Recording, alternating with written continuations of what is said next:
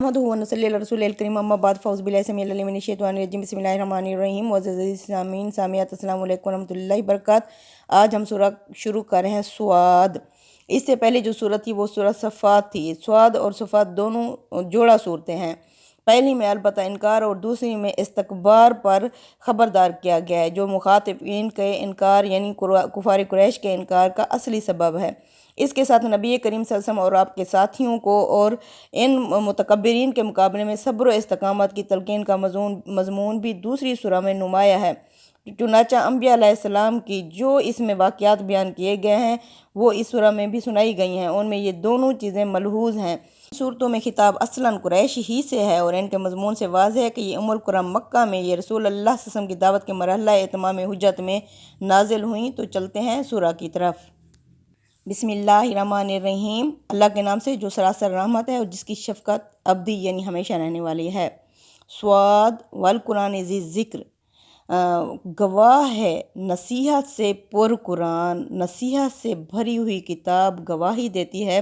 بل الذین کفروا فی عزت و شقاق، بلکہ وہ لوگ جو کافر ہیں وہ ضد اور دشمنی میں پڑے ہوئے ہیں۔ کم اہلکنا من قبلہم، کتنی ہم نے ہلاک کر دی ان کفار قریش سے پہلے، من قرن بستیاں، فنادوا ولا حین مناس، وہ عذاب کے وقت پکارتے رہے بلاتے رہے مگر وہ نہیں تھا ان کے بچنے کا وقت۔ یعنی یہ قرآن کیا ہے؟ سراسر نصیحت ہے۔ یہ انسان کو وہ حقائق یاد دلاتا ہے جو اس کی فطرت میں ودیعت کیے گئے ہیں اللہ کی طرف سے، جن کا علم وہ اپنے ساتھ لے کر دنیا میں آیا ہے۔ ان حقائق پر متنبہ کرنا، خبردار کرنا جن کی منادی انبیاء علیہ السلام کرتے رہے ہیں، اور انسان انہیں بھلا بیٹھتا ہے۔ دنیا میں خدا کی دنونیت یعنی جزا و سزا کے ظہور کے واقعات یاد دلاتا ہے، اور سب سے بڑھ کر اس روز حساب کی یاد دہانی کرتا ہے جس سے مرنے کے بعد ہمیں واسطہ پیش آنے والا ہے۔ اب اللہ نے ہم سے الستو بربکم، عہد الست لیا تھا تمام ارواح کو اٹھا کے۔ اب یہ عہد الست ہمیں بھولا ہوا ہے۔ اس کی یاد دہانی کے لیے اللہ کیا کرتے ہیں؟ اپنے وقت کے رسول اور کتابیں بھیجتے ہیں، تو وہ عہد ہمیں یاد آ جاتا ہے۔ ٹھیک اسی طرح جس طرح ہم نے اپنے والدین، ماں کی جو پیٹ ہے اس کی زندگی کو ہم بھولے ہوئے ہوتے ہیں، لیکن وہی ماں اور معاشرہ ہمیں بتاتا ہے کہ یہ تمہاری ماں ہے۔ ہمیں اپنی ماں سے جس طرح رشتہ جڑتا ہے، اسی طرح جب وقت کا رسول اللہ کا تعارف کرواتا ہے تو ہمیں کیا ہوتا ہے؟ پھر اللہ کا تعارف ہوتا ہے اور اللہ سے ہم جڑ جاتے ہیں۔ تو رسول اسی لیے آتے ہیں کہ آگے بھی اتنا ہی بڑا واقعہ ہونے والا ہے روز حساب، اس کی یاد دہانی کے لیے کہ کیونکہ تم اصل مقصد بھولے ہوئے ہو۔ چاند سورج بنائے تیری ضیاء کے واسطے، کھیتیاں سرسبز ہیں تیری غذا کے واسطے، سارا جہاں تیرے لیے اور انسان تو ہے خدا کے واسطے۔ آیت نمبر 4 میں اللہ فرما رہے ہیں وَعَجِبُوا، اور انہیں عجیب لگ رہا ہے، ان جاءہم کہ آ گیا ان کے پاس منذر، ایک خبردار کرنے والا، منہم انہی میں سے، وقال الکافرون، اور کہا کافروں نے، ھذا ساحر کذاب، یہ تو جادوگر اور جھوٹا ہے۔ اجعل الآلہۃ الہ واحد، کیا اس نے ایک ہی معبود بنا ڈالا؟ ان ھذا لشیء عجاب، یہ تو ایک عجیب بات ہے کہ تمام خداؤں کی جگہ ایک خدا کو بنا ڈالا۔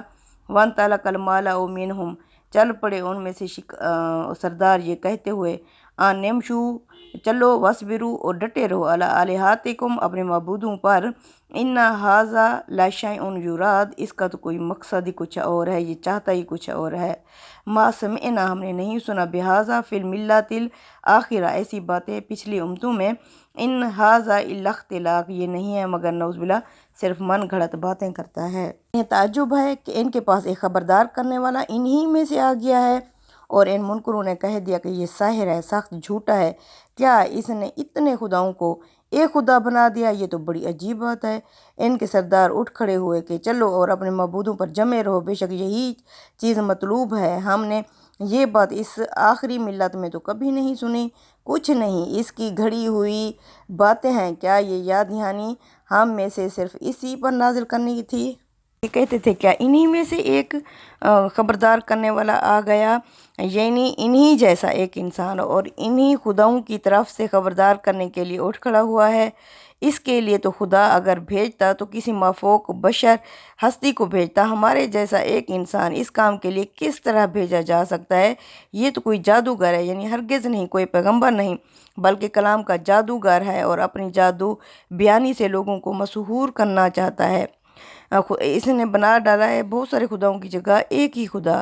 یہ بات وہ آپ کے خلاف لوگوں کو بھڑکانے کے لیے کہتے تھے کہ دیکھو یہ شخص ان ہستیوں کو الوہیت کا انکار کر رہا ہے جن سے تم عقیدت رکھتے ہو اور انہیں اپنا معبود سمجھتا ہے۔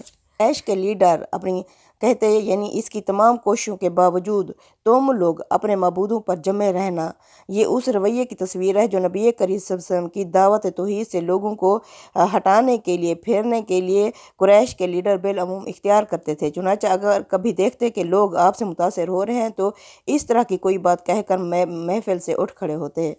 وہ کہتے تھے سارے خداؤں کی جگہ ایک ہی خدا، یہ بات ہم نے اپنی ملت میں کبھی نہیں سنی، یعنی یہ بات کہ ایک ہی خدا ہے اور جسے یہ شخص ہمارے بزرگوں ابراہیم اسماعیل علیہ السلام کی طرف منسوب کر کے کہہ رہا ہے، ہم نے یہ بات اپنے قریب کے لوگوں میں تو کبھی نہیں سنی۔ انہوں نے یہ بات اگر فی الواقع کہی ہوتی تو اس کی کچھ باز گشت اس دور آخر کے لوگوں میں بھی باقی ہونی چاہیے تھی۔ یہ اگر غور کیجئے تو وہی استدلال ہے جو ہر زمانے کے لوگ اس طرح پیش کرتے رہے ہیں۔ کیا اسی پر یاد دہانی کو ہم میں سے نازل ہونا تھا؟ یہ بات وہ اپنی ریاست اور امارت کے غرور میں کہتے کہ ہمارے بڑے بڑے سرداروں کو چھوڑ کر کیا یہی رہ گئے تھے کہ اس منصب کے لیے منتخب کیے گئے؟ یہ اسی پندار کا اظہار ہے جس کا ذکر سورہ کی ابتدا میں یعنی فی عزت و شقاق کے الفاظ سے ہے کہ یہ ضد اور دشمنی میں پڑے ہوئے ہیں۔ کہتے تھے عذاب لے آؤ، جب تک ہم اپنی آنکھوں سے نہیں دیکھ لیں گے اس وقت تک ہمیں تمہارے رسول ہونے کا کوئی یقین نہیں ہے۔ آگے اللہ فرماتے ہیں آیت نمبر 9 میں ام عندہم خزائن رحمت ربک العزیز الوہاب، کیا ان کے پاس ہیں تیرے رب کی رحمت کے خزانے جو زبردست عطا کرنے والا ہے، یعنی یہ اپنے سوا کسی کو ہماری عنایتوں کا حقدار ہی نہیں سمجھتے، تو پھر کیا تمہاری رب کی رحمت کے خزانے جو عطا کرنے والا ہے انہی کے لیے ہیں؟ ام لہم ملک السماواتی، کیا ان کی بادشاہت ہے آسمانوں میں والارض اور زمینوں میں وما بینہما جو آسمانوں اور زمینوں کے درمیان میں ہے، فلیرتقوا فی الاسباب، یہ بات ہے تو یہ پھر چڑھ کے جائیں آسمان کے اوپر اور اس کی رحمت کو روک دیں۔ جندم ہنالک مہزوم من الاحزاب، یہ بھی ایک لشکر ہے جو شکست کھا جائے گا باقی گروہوں یا باقی لشکروں کی طرح۔ کس طرح باقی لشکر کیسے شکست انہوں نے کھائی؟ جھٹلایا قبلہم، ان سے پہلے یعنی قریش سے پہلے قوم نوح نے، آدم اور قوم عاد نے، و فرعون اور فرعون نے، ذل اوتادی جو میخوں والا فرعون تھا، و سمود اور قوم سمود نے، و قوم لوط اور قوم لوط نے، و اصحاب الایکہ اور اصحاب الایکہ والوں نے، اولئک الاحزاب، یہ سب لشکر یا گروہ تھے، ان کلن الا کذب الرسل، ان سب نے بھی اپنے رسولوں کو جھٹلا دیا تھا، فحق عقاب، پس پوری ہو گئی سچی ہو گئی ان پر میری پکڑ، وما ینظر ہؤلاء، نہیں یہ منتظر یہ کفار قریش، الا صیحۃ واحدۃ، مگر ایک دھماکے کے منتظر ہیں، ما لہا من فواق، جس سے یہ بچ نہیں سکیں گے، وقالوا، اور یہ کہتے ہیں ربنا اجلنا، ہمیں جلدی جلدی دے دے کتانا ہمارا حصہ، قبل یوم الحساب، حساب کے دن سے پہلے پہلے ہمیں عطا کر دے۔ اب انہیں ضد اور دشمنی کیوں تھی کہ یہ تنہا ایک ہی خدا کو کیوں حضرت محمد صلی اللہ علیہ وسلم پوجتے ہیں اور ایک خدا کی دعوت کیوں دیتے ہیں، یعنی وہ پروردگار جو اپنے تمام خزانوں کا تنہا مالک ہے، ان میں سے جس طرح چاہے تصرف کا اختیار رکھتا ہے اور نہایت فیاض بھی ہے۔ استاذ امام لکھتے ہیں وہ اپنے ان بندوں کو بھی فیاضی عطا کرتا ہے، بخشتا ہے جو ان کی نظروں میں اگرچہ کسی چیز کے اہل نہیں ہیں لیکن خدا کی نظر میں ان کا بڑا مقام اور مرتبہ ہے۔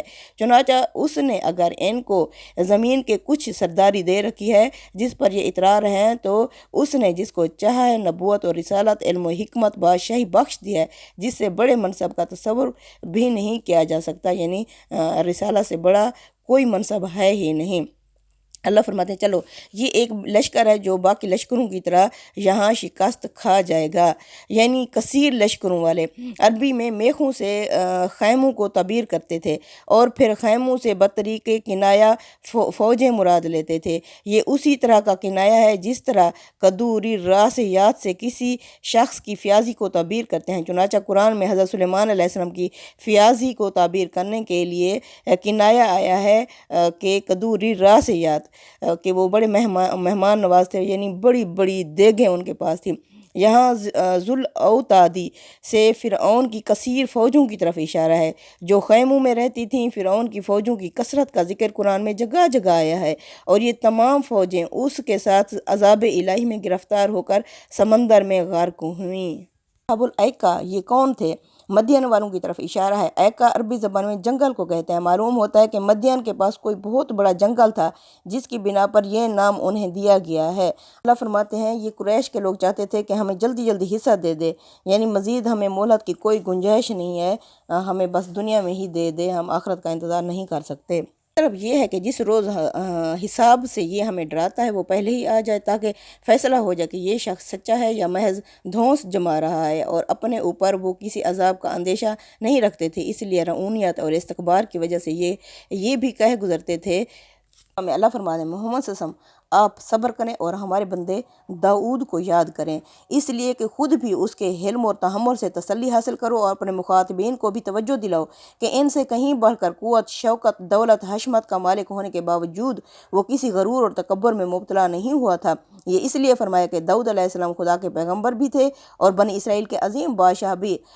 سورہ سبا کی تفسیر پیچھے اس کی ساری تفسیر آ چکی ہے کہ ان کی سلطنت خلیج عقبہ سے دریائے فرات کے مغربی کنارے تک پھیلی ہوئی تھی، جس پر وہ 965 کاف میم تک حکومت کرتے رہے۔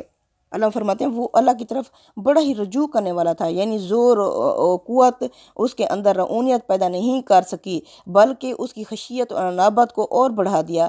استاذ امام لکھتے ہیں قرآن نے یہاں ذیل ایدی اور اواب دونوں صفتوں کو ایک ساتھ ذکر کر کے یہ دکھایا ہے کہ کوئی صاحب قوت و حکومت شخص اللہ تعالیٰ کا منظور نظر بندہ اس وقت بنتا ہے جب قوت اور شوکت کے ساتھ اس کے اندر اوابیت کی صفت بھی پائی جائے۔ اگر قوت و سہولت اس کے اندر عزت و شقاق کی رعونت پیدا کر دے تو یہ نمرودیت اور فرعونیت جو اللہ کے نزدیک ملعون اور مبغوض ہے۔ آگے آیت نمبر 19 میں اللہ فرماتے ہیں وَالطَّيْرِ مَحْشُورًا، اور پرندے بھی جمع ہو جاتے تھے، كُلٌّ لَّهُ أَوَّابٌ، سب اس کے ساتھ اللہ کے آگے جھکنے والے تھے۔ وَشَدَّدْنَا مُلْكَهُ، ہم نے اسے مضبوط بادشاہت دی تھی۔ وَآتَيْنَاهُ الْحِكْمَةَ، حکمت ہم نے انہیں حکمت عطا کی تھی۔ وَفَصْلَ الْخِطَابِ، اور خطاب کرنے کا بہترین ملکہ عطا کیا تھا۔ اور اللہ فرماتے ہیں سب اللہ کی طرف رجوع کرنے والے تھے، ہم نے اس کی سلطنت مضبوط کر دی تھی، اس کو حکمت عطا کی تھی اور نزاعت میں فیصلہ کن بات کرنے کی صلاحیت بخشی تھی۔ وَالطَّيْرَ مَحْشُورًا، یعنی پرندے بھی جمع ہو جاتے تھے، یعنی اپنے خاص لحن میں جب وہ زبور کے منظوم نغمے چھیڑتے تو دشت و جبل، چرند و پرند سب ان کے ہم نوا ہو کر اس کے شریک بزم میں بن جاتے۔ قرآن نے دوسرے مقامات میں تصریح فرمائی ہے کہ اس کائنات کی ہر چیز اللہ کی تسبیح کرتی ہے لیکن انسان ان کو سمجھنے سے قاصر ہے۔